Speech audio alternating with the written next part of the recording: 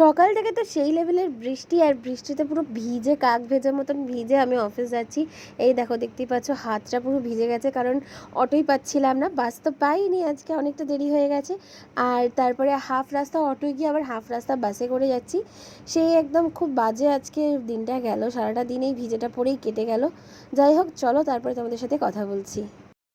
Hello, তো বাড়িতে চলে এসেছি, তো অনেকক্ষণ হয়ে গেছে।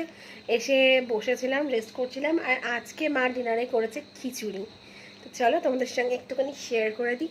সকালবেলায় তো ভিজে ভিজে পুরো কাক ভিজে ভিজে অফিস গেলাম, তারপরে ওই ভিজেটা পরেই ছিলাম। সে কি সাংঘাতিক অবস্থা, আসার সময়ও বৃষ্টি হচ্ছিল, ভিজতে ভিজতে এসেছি আসার সময়, তাই তো। তো মায়ের কাছে খুব ঝাড় খেলাম, বকা খেলাম বাড়ি আসার পরে, কারণ বৃষ্টিতে ভিজে ভিজে ভিজে ভিজে এসেছি তাই জন্য। তো চলো, খিচুড়ি করেছে মা, গরম গরম খিচুড়ি। দেখি আর কি করেছে খিচুড়ির সঙ্গে? খিচুড়ি আর পাঁপড় ভাজা। খিচুড়ি আর পাঁপড় ভাজা। চলো দেখ, এই হচ্ছে সেই ইয়াম্মি খিচুড়ি আর পাঁপড় ভাজা। ইয়ে, এক বাটি পাঁপড় ভাজা, তাই তো। আর এই যে খিচুড়ি। ডিম ভাজা তো তুই খাবি না। না, আমি তো ডিম খাই না, ওই জন্য করিনি।